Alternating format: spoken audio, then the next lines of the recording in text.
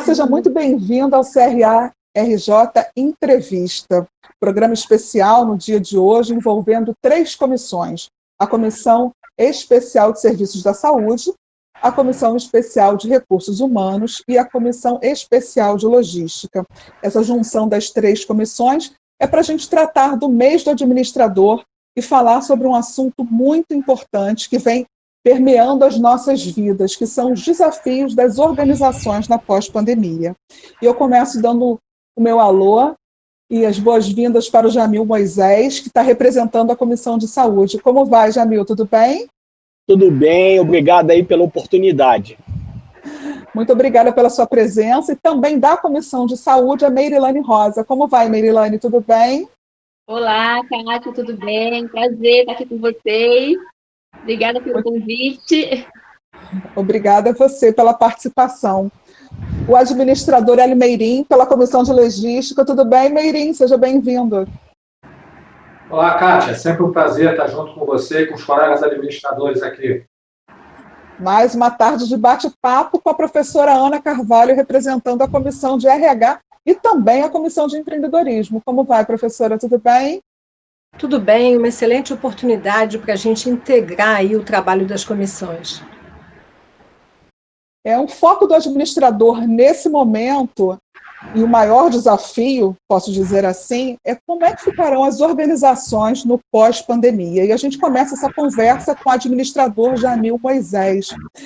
Administrador, a gente teve um aumento da demanda de pessoas em busca dos hospitais, né? A gente teve uma série de modificações nesse formato. Qual é o seu olhar em relação a isso, administrador? Olha, nós estamos acompanhando que milhares de brasileiros foram vítimas do Covid e, além disso, alguns deles ainda enfrentaram eventos adversos nas instituições às quais trataram essas pessoas. Uma delas, a mais simples, talvez, da Política Nacional de Segurança do Paciente, seja a identificação do paciente. A gente viu isso aí na mídia, né? Então, eles passaram por eventos adversos, além do problema específico do Covid. No campo empresarial, aconteceu também algo semelhante. Algumas instituições enfrentaram situações adversas também, como o que a gente chama no mercado de efeito chicote, um aumento abrupto de demanda sem que a empresa, a instituição, tenha uma estrutura mínima necessária para o atendimento. Outros tiveram perda de receita. Algumas áreas da saúde, organizações da saúde, que tinham, por exemplo, cirurgias eletivas, algumas especialidades como oftalmologia, a própria odontologia, tiveram uma queda muito forte de demanda e cuja receita não estava atingindo o break-even point, quer dizer, a receita não era suficiente para cobrir os custos necessários. E uma outra parcela de organizações de saúde que já tinham uma condição financeira melhor, pertenciam a alguns conglomerados, esses aproveitaram o momento para fazer fusões, aquisições, incorporação de equipe que ficaram desempregadas. Então é mais ou menos nesse sentido que eu quero refletir com vocês, ok? Kátia? Ok. Meirilane, diante desse quadro que o administrador Jamil Moisés apresentou para a gente, como é que fica essa reestruturação na prática? Como é que essa cultura de melhoria é implementada agora pelo administrador? Então, Kátia, aí a gente entra um pouco na questão da gestão interna, né?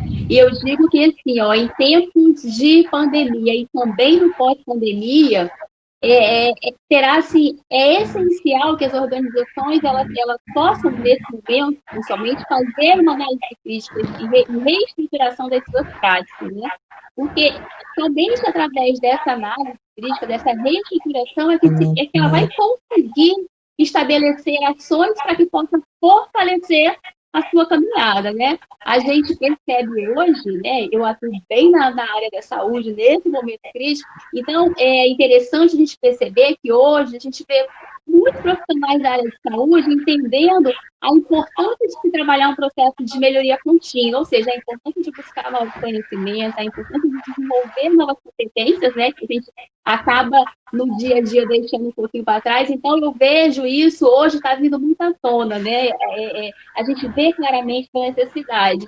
E é o que a gente precisa fortalecer, porque o usuário do sistema de saúde hoje, ele quer, nós, enquanto usuários do sistema de saúde, queremos um atendimento seguro, né? E de qualidade, é claro. O minimamente que a gente espera é a segurança. E hoje eu vejo um foco muito grande para a questão de se trabalhar a prática de segurança do paciente, né? A gente tem lutado tanto por isso, e a pandemia, ela trouxe isso à tona. Se a gente, por exemplo, falar da lavagem das mãos, que é uma meta de segurança que é trabalhada já há muito tempo pelas organizações, mas que com a pandemia isso se tornou comum. Hoje as pessoas, em geral, fazem a higiene, sabem que precisam higienizar as mãos. Um ato simples, mas que faz diferença. Então, esse momento está levando a gente muito para essa reflexão de prática, reflexão de reestruturação de práticas para seguir com mais assertividade.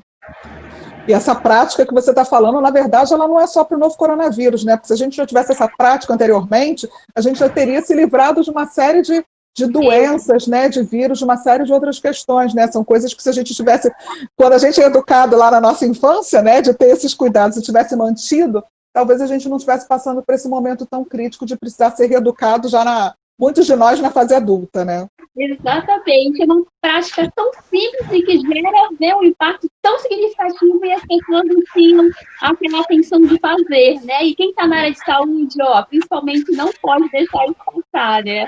Esse é um exemplo só, né, Kátia? É verdade. A administradora Hélio Meirim, a administradora Merilane falou da reestrutura na prática. A área de logística também passa por esse momento, né? De reestruturar uma série de ações e de processos. Qual é esse cenário da área da logística nesse momento, administrador? Bom, Kátia, durante aí todo esse tempo de pandemia, eu acho que grande parte da população passou a enxergar a logística de uma forma diferente, né? Muitos de nós acabam vendo a logística, né? Mas agora, nesse momento que a gente está passando, a gente teve a oportunidade, né,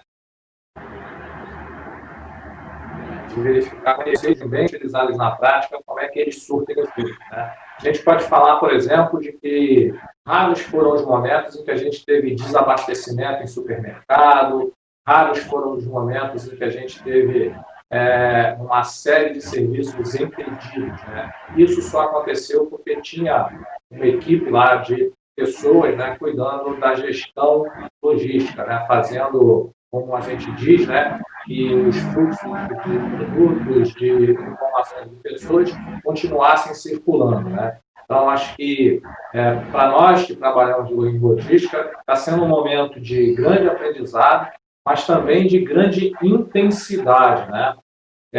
Eu, por excelência, não gosto muito de olhar para a metade do copo meio vazio, né? Prefiro olhar para a metade meio cheia. E aí eu percebo que existem algumas áreas que estão tendo uma demanda mais forte por operações logísticas. Como, por exemplo, né, nessa época de restrição de circulação, grande parte de nós passou a fazer ou a aumentar as suas compras online. E aí, quando a gente passa a aumentar esse volume de compra online, a gente demanda de um processo logístico que faça essa mercadoria chegar até nós.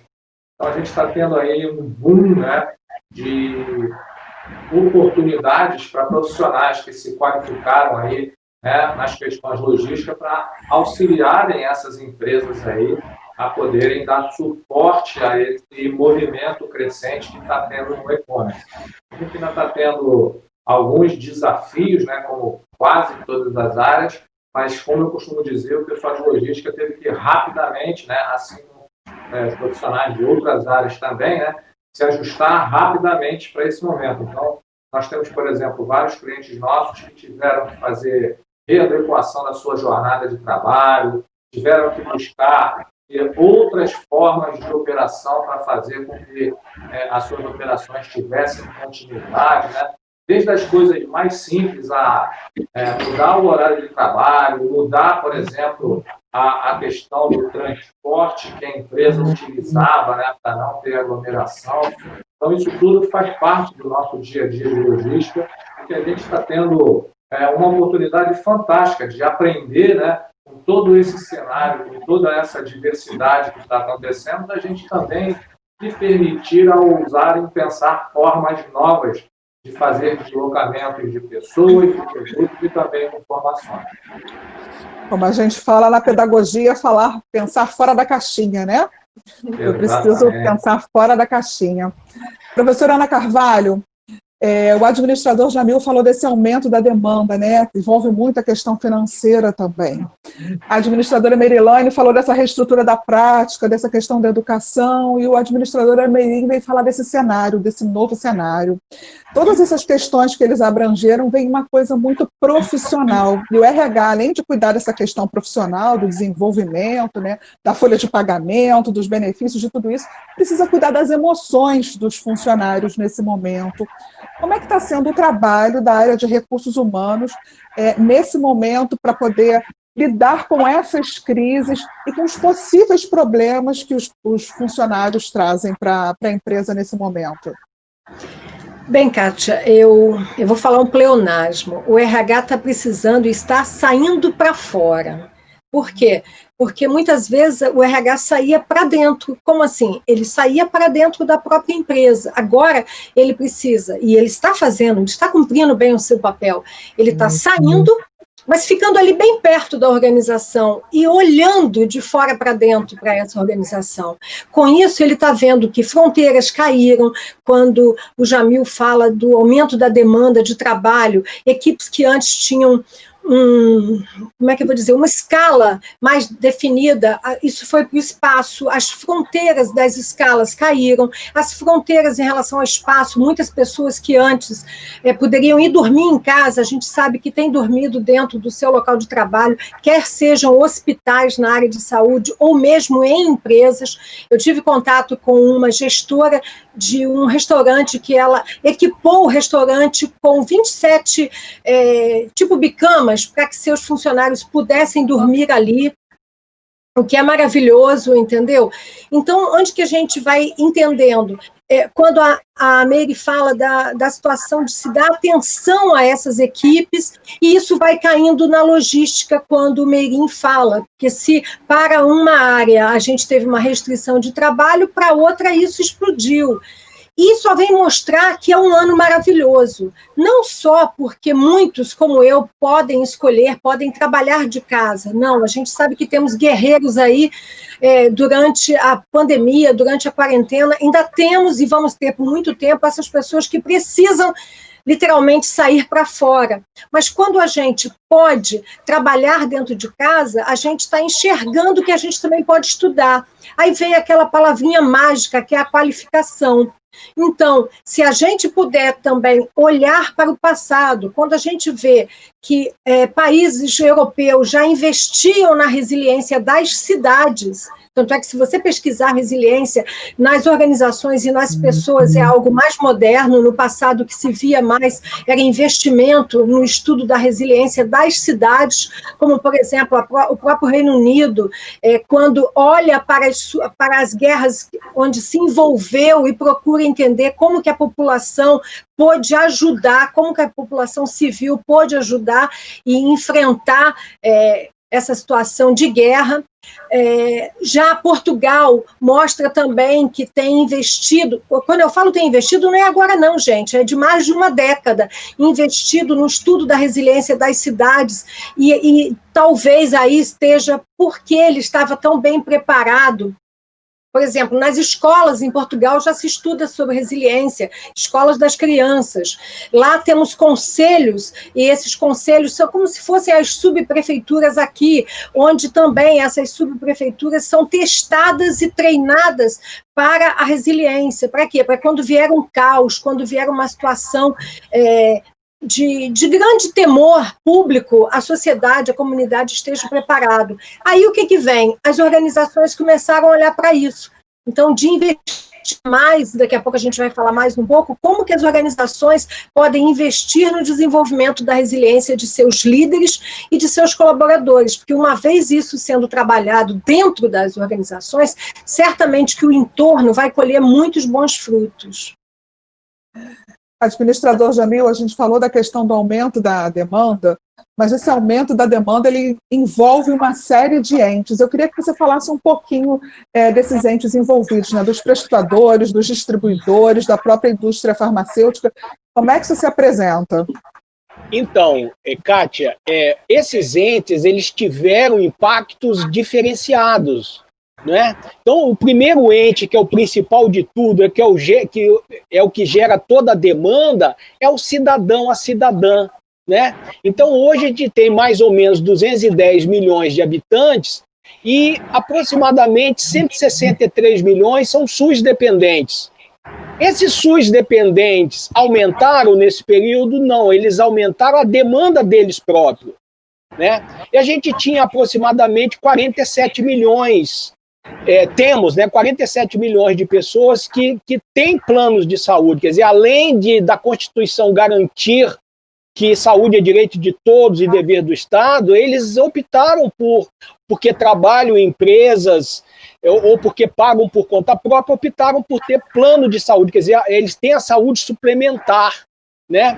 Então, 47 milhões, você vê que menos de 25 milhões, 25% da população tem hoje plano de saúde. Caiu um pouco, caiu hoje para 45 milhões, quer dizer, muita gente, nós tivemos uma perda de 6 milhões de postos de trabalho, e isso impactou em mais ou menos quase 2 milhões de vidas que deixaram de ter saúde suplementar. Hoje, só para ter uma noção de quem tem saúde suplementar, 67% desse contingente de 45 milhões são plano empresa, quer dizer, as empresas ou pessoas que têm empresas individuais têm planos de saúde. Em torno de 19% são pessoas que têm o chamado coletivo por adesão. É uma forma que foi criada pela Qualicorp na época, para poder pegar essas pessoas que fazem parte de categorias de profissionais e considerar como se fosse empresa. Só um parênteses aqui, só para informar que a Qualicorp é uma operadora de saúde, que as pessoas que estão nos assistindo podem não saber, só para a gente contextualizar aqui, que a Qualicorp é uma operadora de plano de saúde. Uma corretora. É uma corretora autorizada pela ANS, como tem outras também. Mas quem criou o coletivo por adesão foi a Qualicorp. Por isso que eu estou citando o nome dela, só por isso. E temos 14% que tem aqueles famosos tesouros, que são os planos individuais, que não pode sofrer aumento além do que a lei estabelece. Geralmente as operadoras não gostam de vender esses planos. Então essas pessoas que são as que geram a receita, né? Tanto a receita pública quanto a receita privada. Como disse muito bem a Margaret Thatcher, não existe dinheiro público, o dinheiro nasce da mesa das pessoas. As pessoas geram, as pessoas mais humildes geram comprando produtos que pagam impostos caríssimos, e as pessoas que têm maior renda geram pagando imposto direto. Então as pessoas que têm maior renda pagam imposto direto e indireto. Elas alimentam o sistema, especificamente todos os sistemas, mas o sistema de saúde. Então a gente tem as operadoras que recebem esse recurso e fazem, gerenciam todo o sistema de saúde. Eu vou usar como exemplo, como se fosse uma operadora, o SUS não é um operador, mas o SUS paga procedimento, paga consulta, paga exame, paga cirurgia, paga internação. Então, no raciocínio agora organizacional, é como se fosse uma operadora de saúde. Eles alimentam os hospitais públicos, eles alimentam os hospitais universitários. Agora, tem os outros tipos de operadora, como medicina de grupo, em que são poucos sócios e eles têm autorização da ANS para atender diretamente, para ter convênios. Tem as seguradoras, que também nós temos concentrado algumas seguradoras, grandes seguradoras no Brasil. Essas não podem ter atendimento direto, essas só podem ter convênios. Nós temos o maior exemplo de cooperativa médica no mundo, que é a Unimed. A Unimed, ela se espalhou no Brasil e ela tem aproximadamente um organograma como se fosse o Brasil. Tem a Federação Nacional, tem as federações dos estados e tem as singulares, que são os municípios. Então, ela se espalhou. E ela tem hoje uma dificuldade que ela tem caixa descentralizado. Então, ela concorre com as operadoras, medicina de grupo, seguradora, tendo essas caixas centralizadas, e ela concorre tendo caixa descentralizado. Então, elas administram menos vida. Então, elas têm um risco de falência maior. Isso não quer dizer, que as pessoas não sejam inteligentes, são competentes, mas a estrutura organizacional, ela fragiliza a solvência dessas empresas. E temos a quarta categoria de operador de saúde, que é a autogestão, que agora está caindo, mas temos autogestão do Banco do Brasil, da Petrobras, temos autogestão de alguns governos de estado, tem autogestão do governo federal, são autogestões, eles trabalham, eles cumprem os requisitos da Agência Nacional de Saúde, só eles não gerenciam a sinistralidade, né? Então, no ramo hospitalar, nós temos mais ou menos 6.808 hospitais entre públicos, filantrópicos, universitários. Universitários são públicos também, mas é uma outra categoria. Os universitários recebem verba do SUS e recebem verba do MEC, porque tem a questão do ensino. Temos os hospitais militares, que recebem recurso do Ministério da Defesa, né? E temos os hospitais privados. Dos hospitais privados, muitos tiveram problemas financeiros. Muitos. Por quê? Porque reduziram a demanda, principalmente por cirurgias eletivas, pela parte de exames, pela parte de internação por outras decorrências, como cardiologia, etc. Então, eles tiveram perda de demanda. Então, como eu disse, e quem teve aumento de demanda, teve um aumento de uma remuneração achatada, que geralmente é a remuneração do SUS. Então, o que quer dizer o seguinte, o aumento de demanda não quer dizer aumento de lucro. Às vezes a pessoa já está no prejuízo, teve uma demanda, é um hospital porta aberta, que a gente chama, é um hospital que por contrato não pode negar a internação. Isso é um termo muito usado dentro da área de saúde, chamado, entre as porta aberta. Ele não pode negar, não é? Mesmo que não tenha condição, porque ninguém nega. Ninguém quer negar um paciente, mas às vezes a pessoa não tem condição de tratar. Então informa, né? Mas o porta aberta, mesmo sem condição de tratar, tem que tratar. Então essas organizações, elas tiveram impactos diferentes. E impactaram o elo dos prestadores. Então, os prestadores são os médicos, pessoas jurídicas, são as empresas que hoje estão assumindo, depois da lei de terceirização, a partir de 2017, elas estão assumindo, por exemplo, UTIs. Tem empresas que atuam responsáveis pela UTI. São pequenas cooperativas de anestesistas, de enfermeiros, etc. Eles estão tendo também muitas dificuldades. São os laboratórios de análises clínicas, são as clínicas de imagem que a gente põe dentro do elo prestador, né? São as empresas de engenharia clínica, hoje tão importante, manutenção predial, né? Aferição de equipamentos. São as empresas de hotelaria hospitalar. Tem empresa especializada em hotelaria hospitalar, são as empresas de TI, sistemas de TI, são as empresas de higienização. Essas estão sendo impactadas, a maioria delas, muito negativamente. Aumentou muito o trabalho, aumentou muito o risco de não cumprimento da Política Nacional de Segurança do Paciente e a remuneração achatada. Além disso, só para complementar, esse projeto de lei da reforma tributária, em que vai padronizar o COFINS e o PIS como o CBS, Contribuição de Bens e Serviços, em 12%, porque essas empresas hoje, porque vai ser uma outra guerra. Qual vai ser o outro problema, além dessas quedas de demanda? O aumento tributário. Hoje, geralmente, uma empresa prestadora de serviço na área de saúde, ela paga 0,65% de PIS, 0,65%, e paga 3% de COFINS. Quando ela passar a pagar 12%, mesmo que tenha direito a aproveitamento de crédito, vai precisar de uma estrutura maior administrativa financeira para poder trabalhar isso, porque isso é complexo. Então já existem manifestações de entidades, a última delas foi da presidente da rede de laboratórios Sabin, que é a 5ª maior do país. Ela publicou aí na imprensa no domingo agora uma preocupação muito forte com outro problema que eles vão ter, além dessa questão da pandemia. É o problema do aumento da carga tributária, que, segundo ela, nos laboratórios que ela preside, vai aumentar, na média, 7,4% do custo dela. Então, nós estamos com esse problema, e eu passo a bola para você, para suas considerações.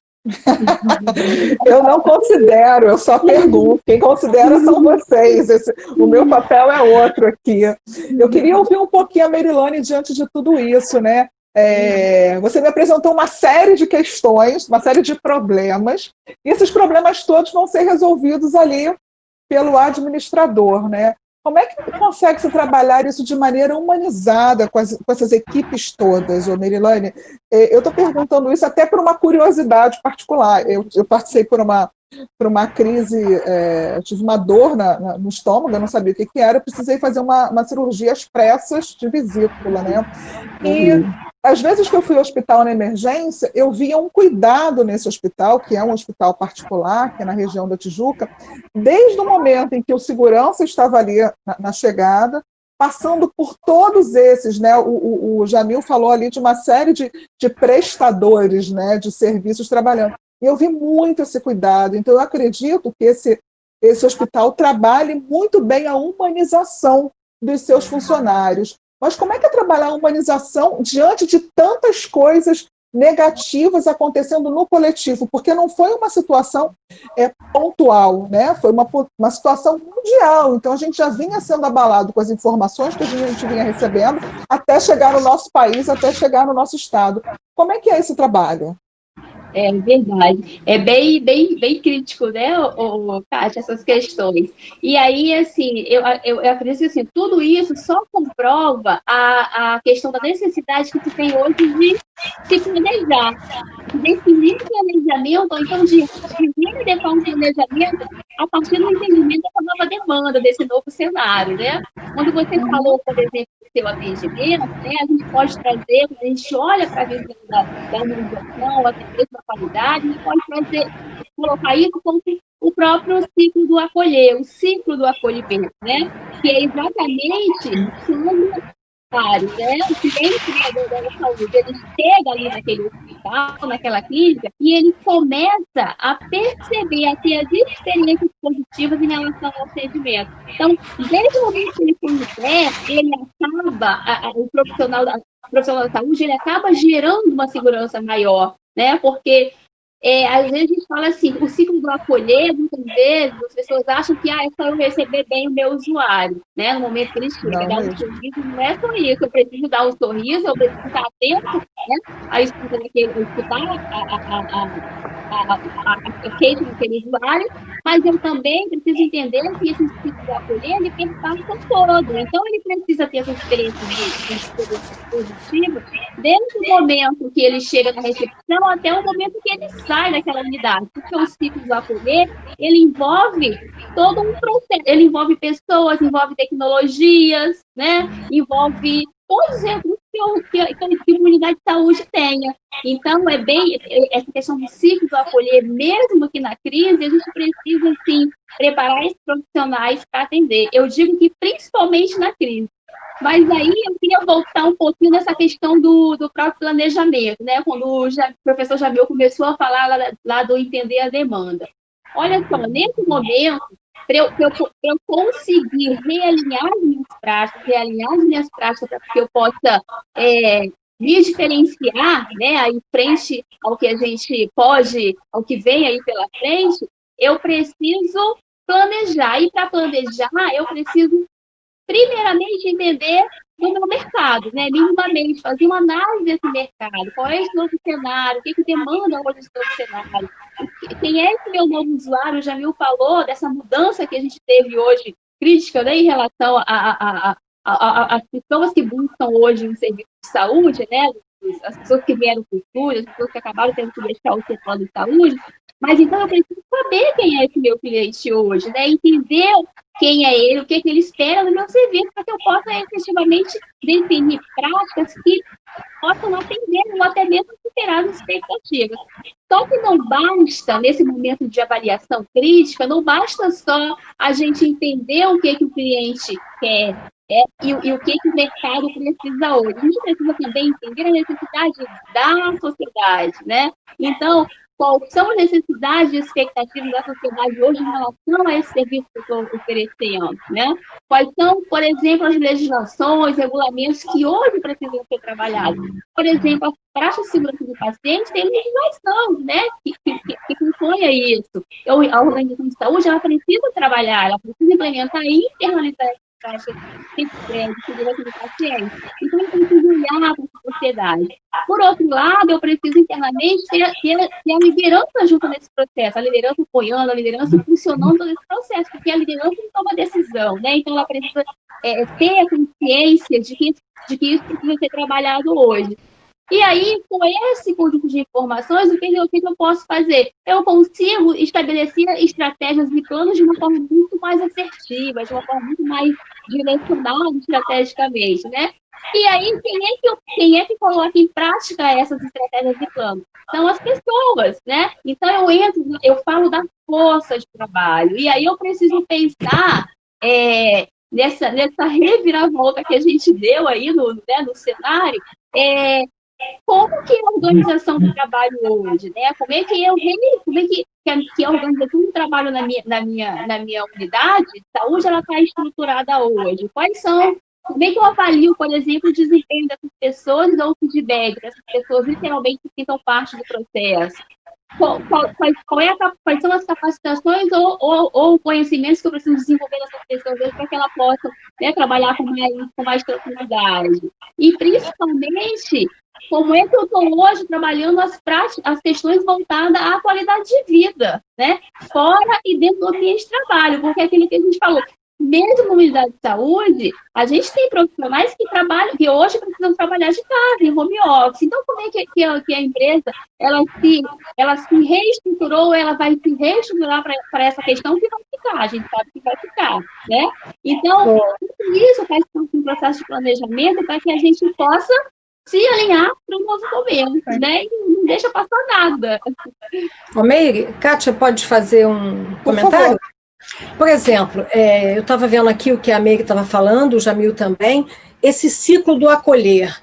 Quando a gente, por exemplo, independente da pandemia, quando a gente vai ou ia num restaurante, o que já se falava hoje em dia? Já se fala hoje em dia. Você não compra o alimento que você foi comprar, você compra a experiência. Dentro do meio de saúde, dentro do meio, a mesma coisa, porque é isso que vai fazer você. Eu estava com uma amiga há poucos dias, inclusive, eu estou na casa dela aqui hoje, fazendo esse trabalho, nós fomos fazer um exame, simplesmente, antes de começar o exame, ela falou, Ana, quer saber, vamos usar outro, porque ela não se sentiu bem. Ela falou, poxa, que aglomeração, vamos usar outro? Então, quer dizer, o que ela traduziu para mim? A experiência ali não foi legal. E quem traz experiência boa ou ruim? São pessoas. São pessoas usando tecnologia, não são as tecnologias usando as pessoas é que estão usando a tecnologia, estão buscando ferramentas educacionais, empresariais, para poder atender essa demanda e transformar essa experiência, quer seja a experiência dentro do hospital, quer seja a experiência neste ano, que a gente transforme essa experiência como uma experiência positiva, e não que saiam por aí dizendo que 2020 é um ano perdido. Não, independente de nós podermos, que aqui praticamente todos nós podemos trabalhar em casa, até para quem não está podendo trabalhar em casa, é um ano de grandes possibilidades, quer seja na maior oferta de trabalho para uns, mesmo que não tenha, vamos dizer assim, que isso não repercute financeiramente, mas caberá a líderes, e aí entramos nas pessoas, ter esse olhar.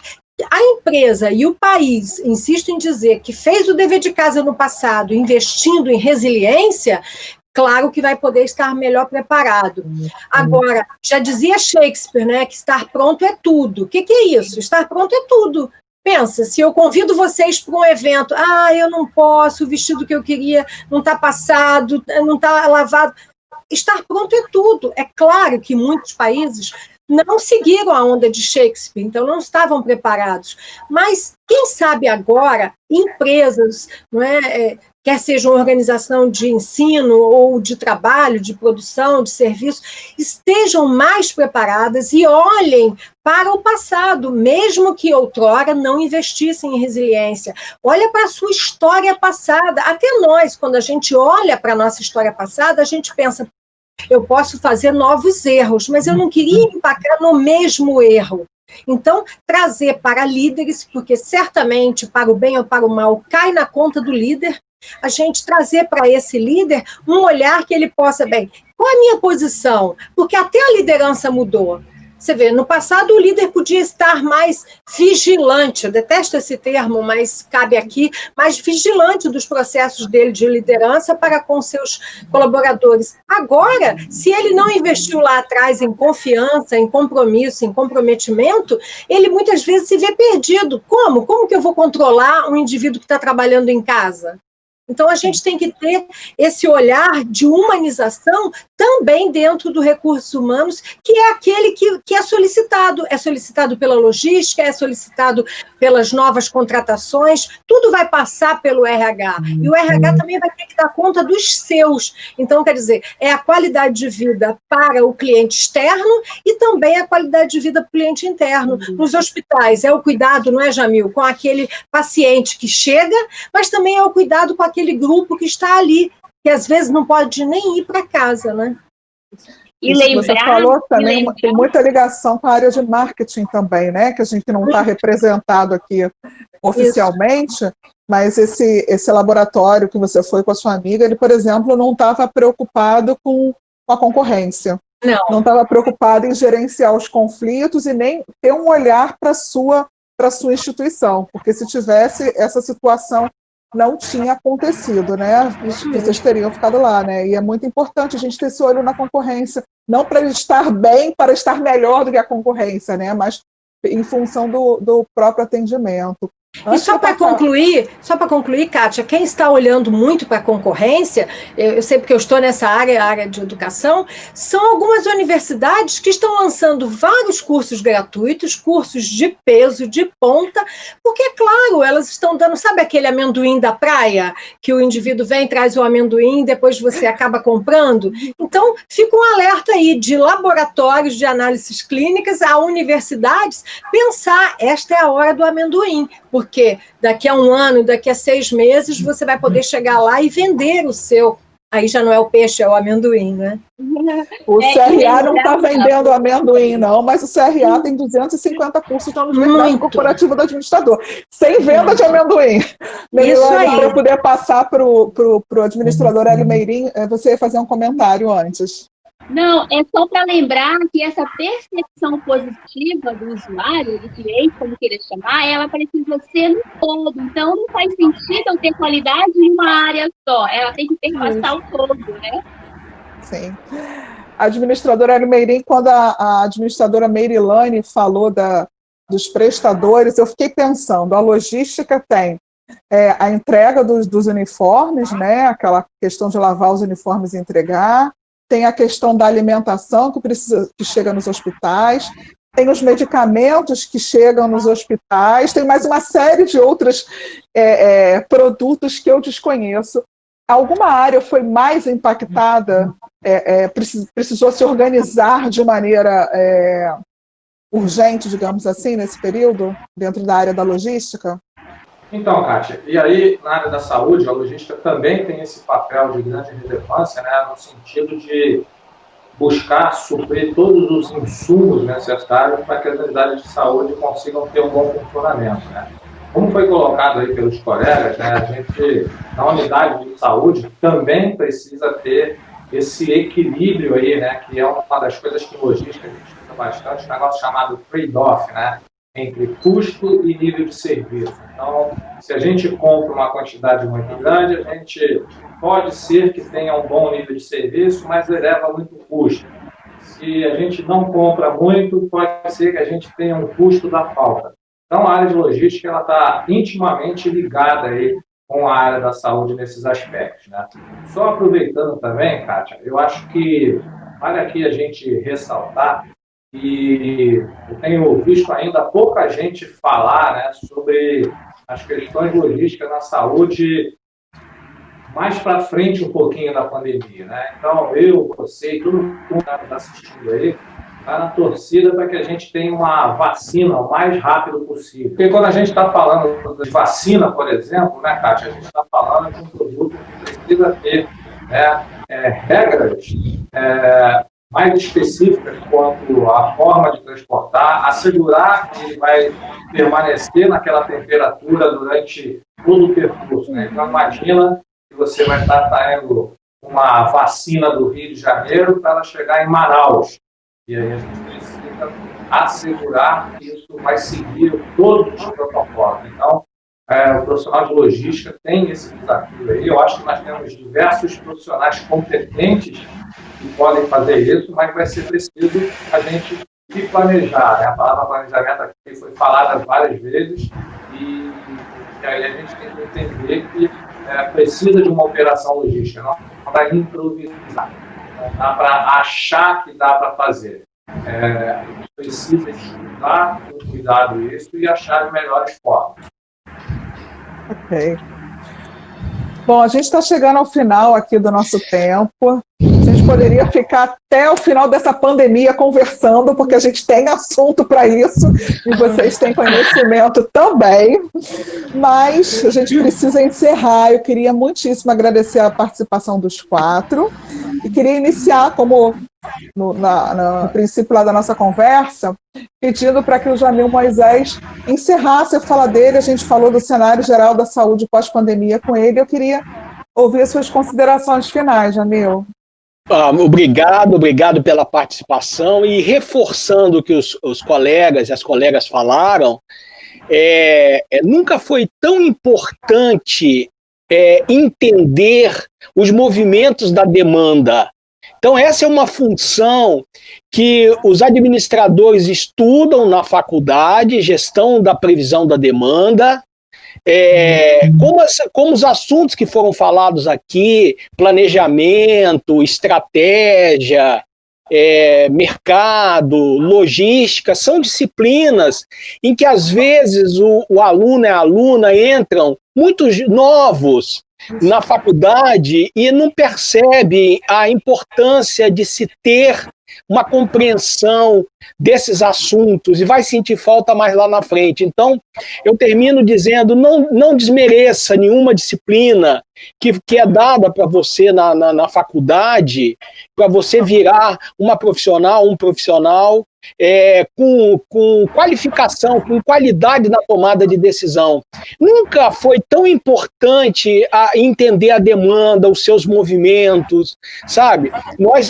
Essa pandemia foi um ganho para a gente no sentido do aprendizado, né? A gente encolheu, a economia encolheu, aquela bolha, o que era valorizado no mercado imobiliário, botou-se uma interrogação, aquelas lojas de esquina.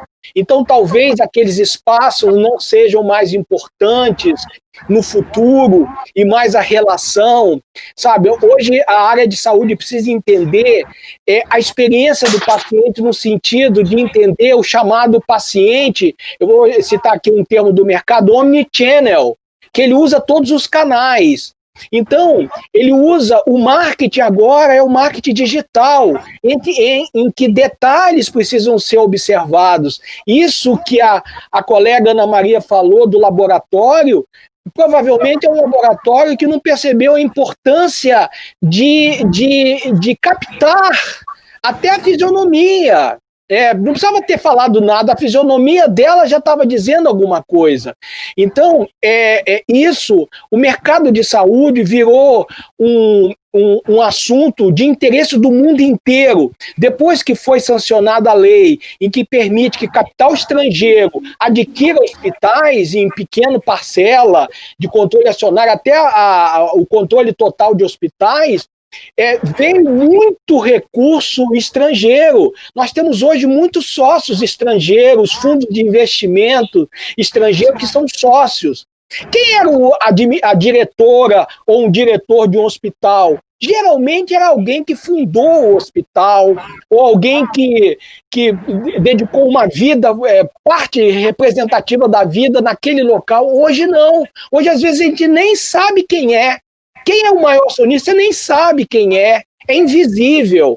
Então, hoje existem critérios e indicadores de desempenho comparativos no mundo inteiro. Então, o gestor, a gestora de uma organização pública, de uma organização filantrópica, de uma organização privada, de uma organização do terceiro setor, as chamadas OS, precisam estar atentos aos indicadores comparativos. Está todo mundo comparando tudo com tudo. Então, essa é um detalhe importante. Hoje a gente tem um mercado. Por que está todo mundo querendo continuar no Brasil? Porque sabe que esse período de maior crise vai passar. E o mercado nosso é um mercado fantástico, com 210 milhões de habitantes, uma extensão territorial enorme, uma indústria diversificada, né? 6.808 hospitais, sem contar clínicas e etc., não é?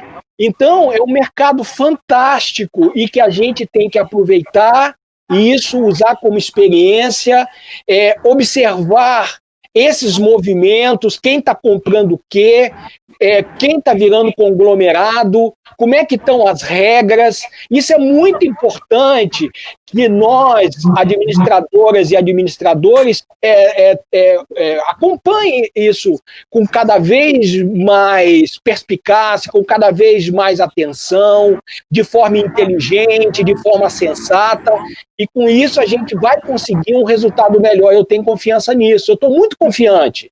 Nós sairemos melhor. Já estamos melhor em termos humanos, em termos espirituais, em termos materiais. Muita coisa a gente dava valor que não está dando mais, e as empresas têm que prestar atenção nisso, né? E assim eu agradeço a oportunidade, agradeço ao CRA, a todos e que participaram, aos colegas aqui, às colegas que participaram aqui do debate, e estou sempre às ordens. Muito obrigado. Obrigada, Jamil.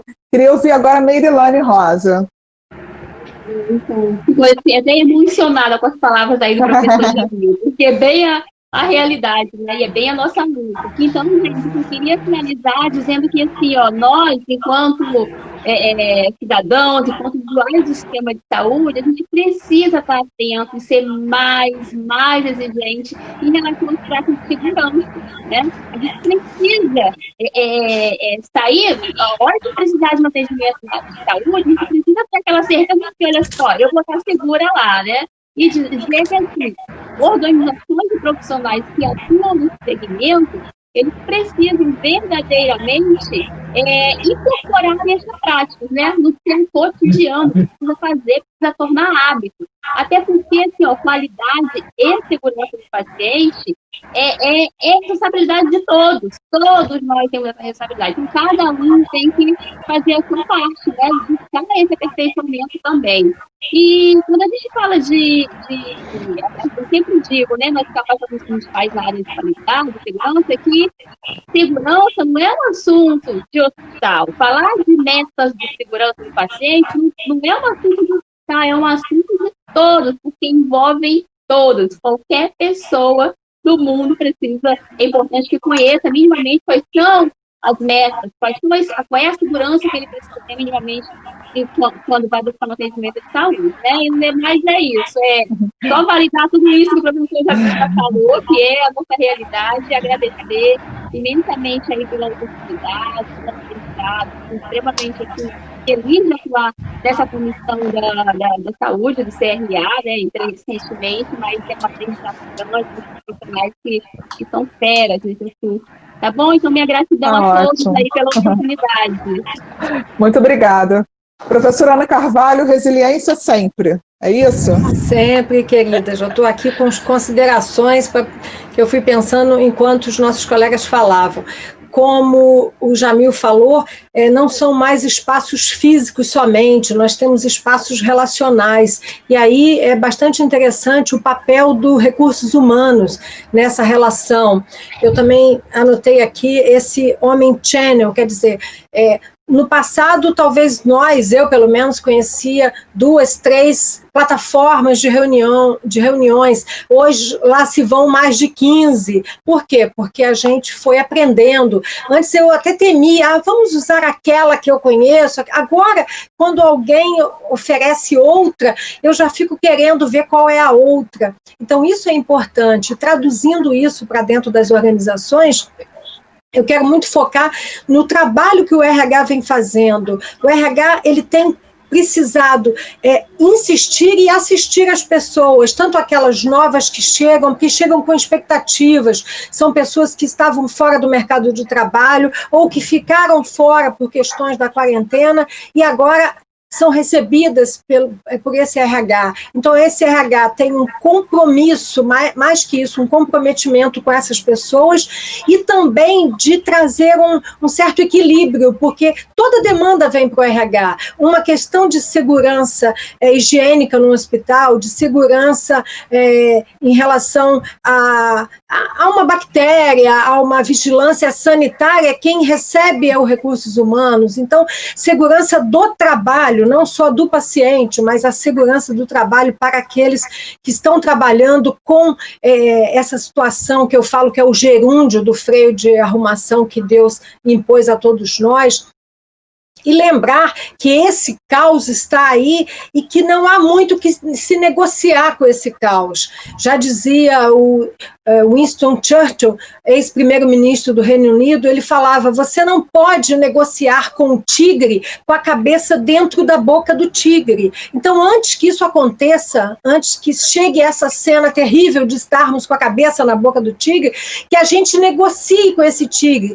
Quem é esse tigre? De repente, são as nossas limitações. Esse tigre, normalmente, são as nossas falhas, aquela procrastinação que o Meirin insistiu. Então, quer dizer, tenta negociar, você aluno, você gestor, líder ou não com a sua equipe, negociar esses prazos internos, negociar essa falta, fazer até uma análise SWOT, por que não, da sua performance, fazer uma análise SWOT, de repente, de como está o seu ambiente de trabalho. Gente, até na nossa casa a gente pode fazer uma análise SWOT. O que eu preciso?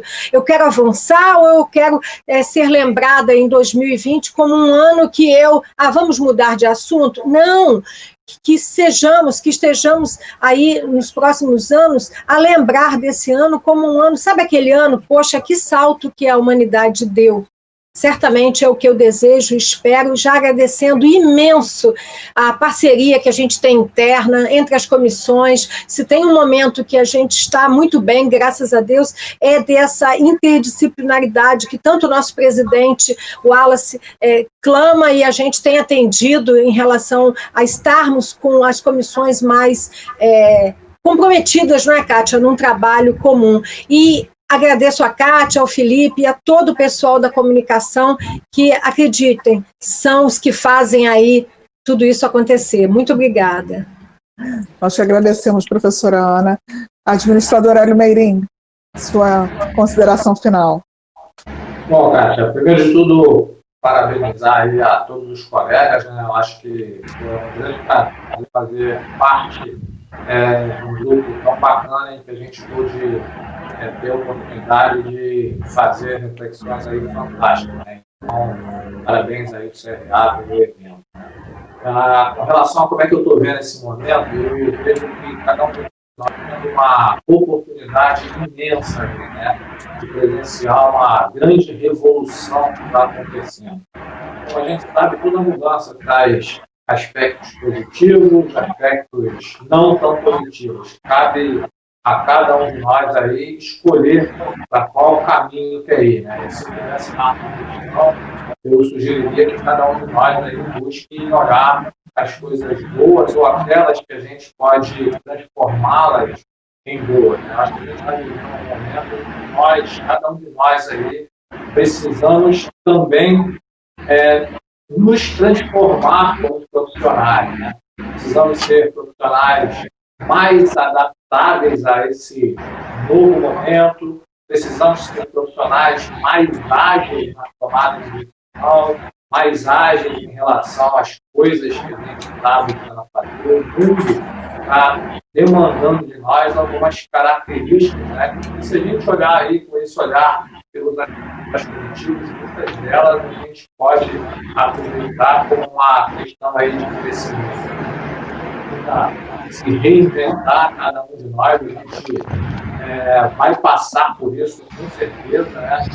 A gente vai passar, agora com certeza o mundo, as organizações que nós vamos encontrar, elas já não terão mais as mesmas, né? E acho que isso a gente tem que ter na cabeça. Não adianta mais cada um de nós pensar que eu sei fazer isso aqui sempre deu certo, porque agora o mundo demanda por outras características, por outros serviços, em qualquer área, na área da saúde, na área de logística, na área de RH, em qualquer área a gente está tendo essa mudança que vai demandar das organizações de nós, que somos quem fazemos as organizações, ser mais adaptados. Eu acho que a gente está vivendo um momento de aprendizado muito intenso, né?